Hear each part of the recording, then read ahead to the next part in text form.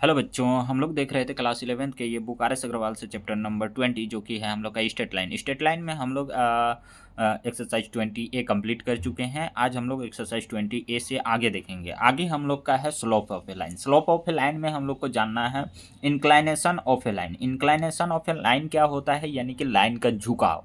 Line का झुकाव क्या है, यानी कि एंगल। यानी कि लाइन का एंगल क्या है, झुकाव यानी कि वही एंगल। ठीक है, तो उसका एंगल क्या है वो देखना है। तो यहाँ पे बहुत डेफिनेशन लिखा गया है कि inclination of A angle, inclination of A angle of inclination हम लोग कैसे उसको देखते हैं। ठीक है, तो यहाँ पे लिखा गया है, उसका मैं मतलब बता दे रहा हूँ कि यहाँ पे लिखा गया है कि एक्स एक्सिस में हम लोग इंक्लाइनेशन ऑफ ए लाइन ढूंढते हैं। ठीक है, एक्स एक्सिस पे, यानी कि angle of inclination x axis पे हम लोग ढूंढते हैं, और वो भी एंटी क्लॉकवाइज डायरेक्शन में। और एक्स एक्सिस में क्या होना चाहिए, पॉजिटिव डायरेक्शन होना चाहिए। एक्स एक्सिस में पॉजिटिव डायरेक्शन होना चाहिए। ठीक है, यानी कि इस साइड पॉजिटिव डायरेक्शन हम लोग राइट साइड लेते हैं। ठीक है, पॉजिटिव डायरेक्शन हम लोग किधर लेते हैं, राइट साइड। पॉजिटिव डायरेक्शन हम लोग किधर लेंगे, राइट साइड लेंगे हमेशा। ठीक है, लेफ्ट साइड नहीं, राइट साइड। ठीक है, तो यहाँ पे दो गो हम लोग का लाइन बना हुआ है, उसी में मैं डिस्क्राइब कर दे रहा हूँ तुम लोग को। देखो, ये वाई एक्सिस है, ये एक्स एक्सिस है। इसमें जो बना है हम लोग का इधर राइट साइड और एंटी क्लॉकवाइज, ये नीचे से ऊपर इधर एंटी क्लॉकवाइज, इधर से इधर जाएगा, इधर से इधर। ठीक है, इधर से इधर नहीं आएगा, एंटी क्लॉकवाइज इधर से इधर। ठीक है, तो यहाँ पे ये जो थीटा बना है यही है हम लोग का एंगल ऑफ इंक्लाइनेशन, यानी कि इस लाइन का हम लोग का झुकाव। ठीक है, इस लाइन का हम लोग का झुकाव बोला था, इंक्लाइनेशन ऑफ ए लाइन। यही इस लाइन का हम लोग का झुकाव क्या है, ये थीटा। एंगल ऑफ इंक्लाइनेशन ये थीटा आ गया। ठीक है, और हमेशा देखना है पॉजिटिव डायरेक्शन में, ये राइट साइड, राइट साइड के डायरेक्शन में हम लोग को देखना है। यहाँ देखो अगला केस में दिया गया है, यहाँ पे ये वाला एंगल हम लोग नहीं बोल सकते हैं, क्योंकि ये हम लोग का लेफ्ट साइड नेगेटिव डायरेक्शन हो जा रहा है। ठीक है, पॉजिटिव डायरेक्शन में देखो ये राइट साइड, इधर आ जाओ और इधर एंटी क्लॉकवाइज यहाँ पे घुमा दो। ये इस लाइन का झुकाव क्या है, ये हम लोग का इधर, इधर से इधर, यानी कि एक्स एक्सिस से इधर। ठीक है, ये वाला नहीं लेंगे, ये वाला नहीं लेंगे कि वो नेगेटिव डायरेक्शन हो जाएगा। ठीक है, यही होता है हम लोग का इंक्लाइनेशन ऑफ ए लाइन, यानी कि इसका झुकाव। ठीक है, और यहाँ पे क्लियरली लिखा गया है कि 0 डिग्री से बड़ा या इक्वल हो जाएगा ये जो थीटा होगा, और 180 से छोटा हो जाएगा। 180 से छोटा करने का मतलब ये तो पूरा स्ट्रेट लाइन है, इस यहीं पे होता है 180। अब इससे थोड़ा सा कम ही होगा, झुकाव है यानी कि कम ही होगा। अब ये स्ट्रेट लाइन ले लिए तो वो तो पूरा एक्स एक्सिस हो गया, वो तो पूरा एक्स एक्सिस में समा गया। ठीक है, तो ये उससे कम होगा, यही चीज़ लिखा गया है। ठीक है, चलो आगे चलते हैं हम लोग। Horizontal of a line, sorry horizontal line क्या होता है, यानी कि हॉरिजेंटल लाइन जो लेटा हुआ लाइन है वो हॉरिजेंटल लाइन हो जाता है, और जो ये से खड़ा है वो वर्टिकल लाइन होता है। बस, ठीक है, दोनों का यहाँ पे बस लिखा गया है क्या, डेफिनेशन लिखा गया है। Any line parallel to the X axis और the X axis itself is called a horizontal line. यहाँ पे एक्स एक्सिस भी हॉरिजेंटल है, और एक्स एक्सिस के जितने भी पैरेलल लाइन आ जाएंगे, मान के चलो ये ग्राफ है तुम लोग का, और एक्स एक्सिस के पैरेलल जहाँ यहाँ पे जितना भी लाइन आ जाएगा वो सब सारा हॉरिजेंटल है। और ये ग्राफ है, ये वाई एक्सिस है, इसके पैरेलल आ जाएगा जो भी, वो हम लोग का वर्टिकल हो जाएगा, और ये वाई एक्सिस खुद भी वर्टिकल है। यही चीज़ यहाँ पे लिखा गया है। ओब्लिक लाइन, ओब्लिक लाइन ना तो वो हॉरिजेंटल है और ना ही हम लोग का वर्टिकल है, तो वो ही हो जाएगा हम लोग का ओब्लिक लाइन। वो वर्टिकल भी नहीं है और ना ही हम लोग का क्या है, हॉरिजेंटल है, तो वो हो जाएगा ओब्लिक लाइन। स्लोप और ग्रेडियंट ऑफ ए लाइन। अब स्लोप और ग्रेडियंट ऑफ ए लाइन, यानी कि अब देखेंगे ग्रेडियंट बहुत कम यूज होता है। आगे भी क्लास में जाओगे तो वहाँ भी ग्रेडियंट बहुत कम यूज होगा। ठीक है, स्लोप स्लोप हमेशा यूज होता है, यानी कि slope form, slope of a line passing through two given point यहाँ पे लिखा गया है। यानी कि यहाँ पे लिख भी सकता था gradient of a line passing through two given point, यानी कि यहाँ पे बोल दे रहा हूँ कि स्लोप और ग्रेडियंट ऑफ ए लाइन, यानी कि स्लोप को ही हम लोग ग्रेडियंट भी बोलते हैं। ठीक है, यहाँ पे if theta is the inclination of a non vertical line then m equal to tan theta is called the slope of the line. इस डेफिनेशन से क्या पता चलता है कि हम लोग का एंगल ऑफ इंक्लाइनेशन जो था वो क्या था, ये वाई एक्सिस, ये एक्स एक्सिस है, ये अगर लाइन है, एंगल ऑफ इंक्लाइनेशन यहाँ थीटा है, तो इस लाइन का जो स्लोप होगा, इस लाइन का, ये जो लाइन है इसका जो स्लोप होगा, इसका जो क्या होगा, स्लोप जो होगा इस वाले लाइन का, वो क्या हो जाएगा, एम इज इक्वल टू हम लोग का टेन थीटा हो जाएगा, ठीक है। अगर थीटा मान के चलो यहाँ पे कितना है 45 डिग्री है, यहाँ पे तो 45 से ज़्यादा बनेगा, 90 से भी ज़्यादा बनेगा, यानी कि यहाँ पे 135, यहाँ पे ले ले रहे हैं हम लोग 135। तो यहाँ 10 एम इजुकल टू हम लोग का थीटा इजुकल टू यहाँ अगर 135 है, 135 है, तो थीटा इजुकल टू यहाँ पे 135 है, तो यहाँ पे 10 135 आ जाएगा, 10 135। अब 10 135 का वैल्यू लिख देना है, 135 का वैल्यू लिखने आगे हम सिखाएंगे, ठीक है। वहीं से आता है, जहाँ तक हम लोग 10th क्लास में टेबल पढ़े हैं 90 तक जो याद किए हो वहीं से आता है। 135 क्या हो जाएगा, 90 प्लस क्या हो जाएगा, 90 प्लस हम लोग का क्या हो जाएगा, ये 45 हो जाएगा, 90 प्लस 45 डिग्री हो जाएगा। और 90 प्लस 45 हुआ, यानी कि ये वाई एक्सिस में फॉर्मूला हम लोग का एक पीछे है, वो वाला भी हम लोग नहीं पढ़े हैं अभी फ़िलहाल, तो इस वजह से हो सकता है कन्फ्यूजन आ जाए। लेकिन यहाँ पे वाई एक्सिस में यानी कि ये इसमें नो चेंज होता है, वाई एक्सिस से इधर जाए, सॉरी वाई एक्सिस में चेंज हो जाता है, वाई एक्सिस से इधर जाए, वाई एक्सिस से इधर आए, चेंज होगा, वाई एक्सिस से इधर जाए, वाई एक्सिस से इधर जाए, चेंज होगा। यानी कि यहाँ पे 90 प्लस 45 है, यानी कि ये इधर गया है, यानी कि सेकेंड क्वाड्रेंट पे चला गया है, तो वो चेंज हो जाएगा। अगर 10 रहेगा, ये 10 रहेगा, 10 theta 10 90 plus theta, sorry 10 90 plus theta रहेगा, तो ये किस में चेंज हो जाएगा, कोट में चेंज हो जाएगा, ये कोट में चेंज हो जाएगा और ये थीटा आ जाएगा, ये कोट थीटा। अब ये इस क्वाड्रेंट पे चला गया, इस क्वाड्रेंट पे हम लोग का कोट जो होता है वो नेगेटिव होता है, इसमें साइन और कोसेक सिर्फ पॉजिटिव होता है, बाकी सब नेगेटिव होता है, इसमें ऑल पॉजिटिव होता है। ये सब हम लोग ट्रिगोनोमेट्रिक रेशियो में हम लोग पढ़ेंगे, ट्रिगोनोमेट्रिक इधर हम लोग नहीं पढ़े हैं अब फिलहाल, मतलब चर्चा नहीं किए हैं, तो उसमें पढ़ेंगे, वो जो बच्चे पढ़ चुके हो वो लोग जानते होंगे, ठीक है। चलो खैर उसका भी मैं वीडियो अपलोड कर दूंगा, तो अभी जानो कि यहाँ चेंज हो जाता है, इधर भी चेंज हो जाएगा, इधर भी चेंज हो जाएगा 10 का, ठीक है।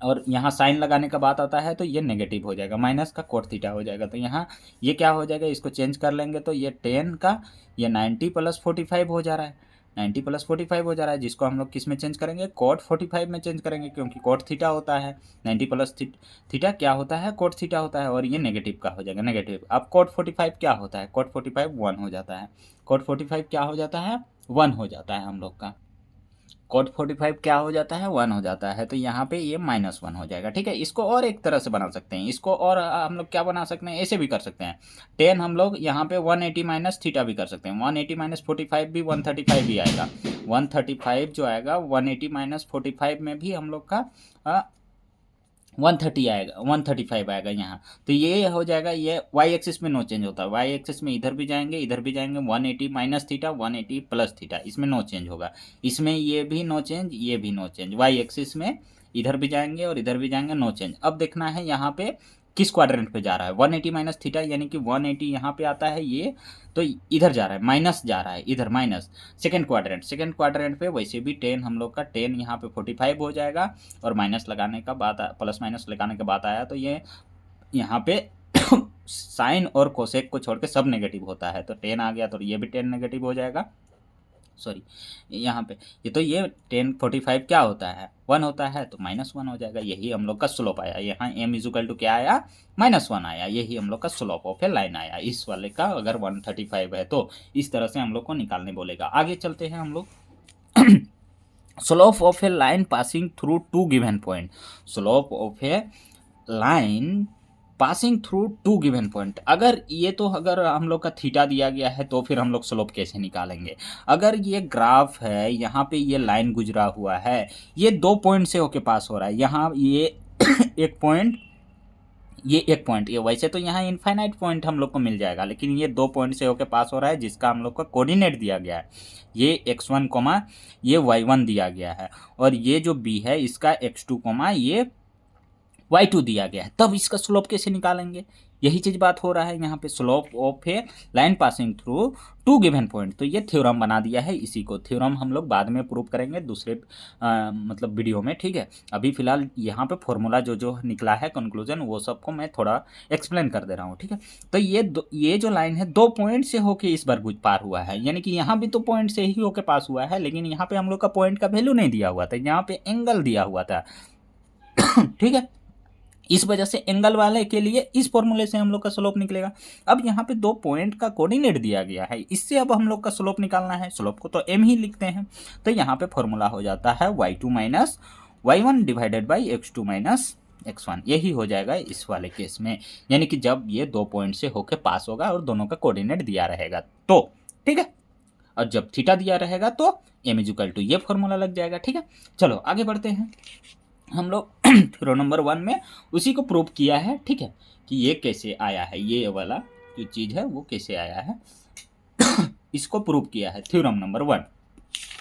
चलो आगे बढ़ते हैं हम लोग। यहाँ पे आ गया है, देखो theorem number 2, slope of parallel lines. अब पैरेलल लाइंस के केस में स्लोप हम लोग का क्या होता है, अगर यहाँ पे y एक्सिस है, ये x एक्सिस है, यहाँ पे 2 पैरेलल लाइन है, ये दोनों पैरेलल लाइन, इन दोनों का हम लोग के पास क्या दिया हुआ है थीटा दिया हुआ है। इन दोनों का हम लोग का थीटा दिया हुआ है, यानी कि एक का भी अगर थीटा दिया हुआ रहेगा और पैरेलल लाइन बोल देगा तो हम लोग यहाँ पे इस एक्स एक्सिस को हम लोग बोल सकते हैं क्या, ट्रांसवर्सल बोल सकते हैं ना।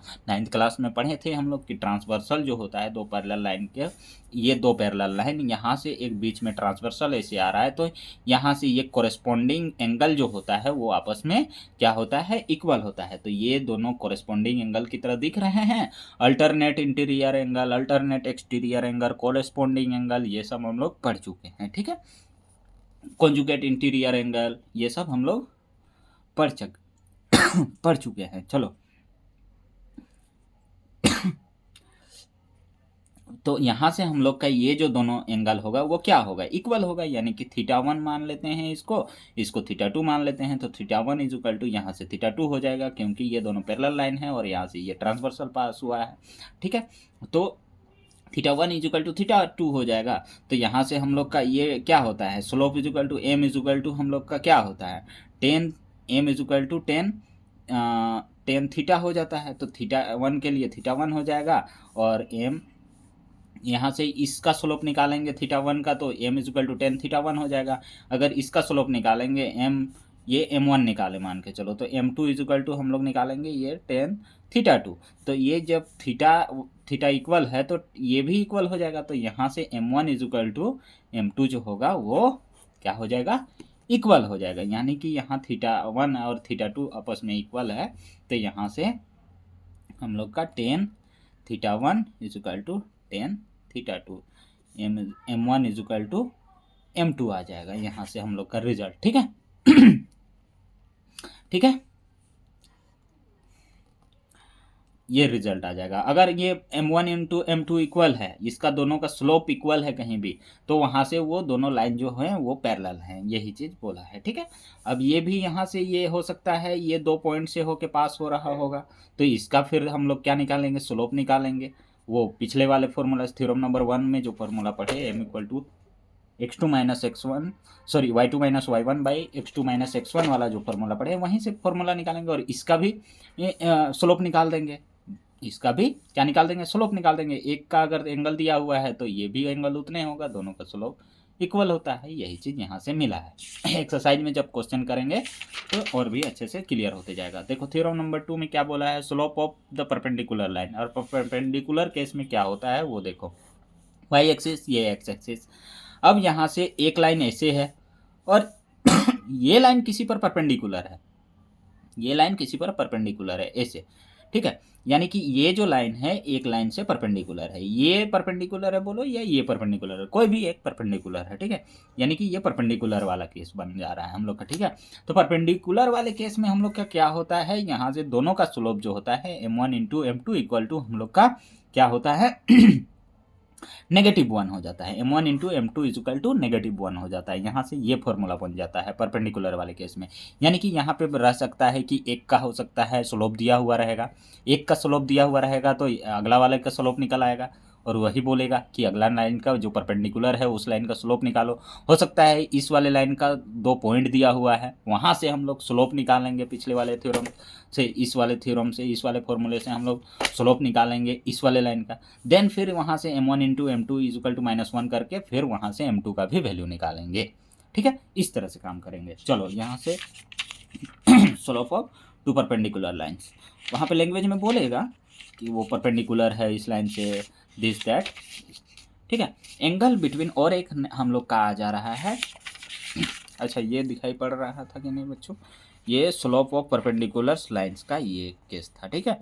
m1 into m2 is equal to angle between two non vertical and non perpendicular line. अब तो ना तो वर्टिकल है और ना ही वो परपेंडिकुलर है, तो ये जब दो लाइन हैं आपस में, ये ना तो वर्टिकली है ना ही परपेंडिकुलर है तब इस केस में हम लोग का क्या हो जाएगा, यहाँ पर tan alpha is equal to m2 minus m1 divided by 1 plus m1 into m2 हो जाएगा, ठीक है। ये फॉर्मूला बन जाएगा tan alpha is equal to. अब अल्फा कहाँ से निकलेगा भैया, अल्फा हम लोग का एंगल निकल जाएगा, ठीक है। कहाँ से, ये जब नॉन वर्टिकल होगा, यानी कि ये वाई एक्सिस है, ये एक्स एक्सिस है,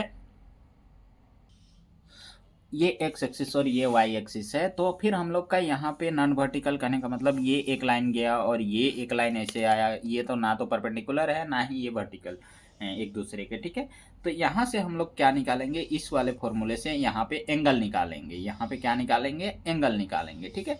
इस वाले फॉर्मूले से टेन अल्फा से हम लोग एंगल निकालेंगे जब इसका स्लोप दिया हुआ रहेगा और इसका स्लोप दिया हुआ रहेगा तब, ठीक है।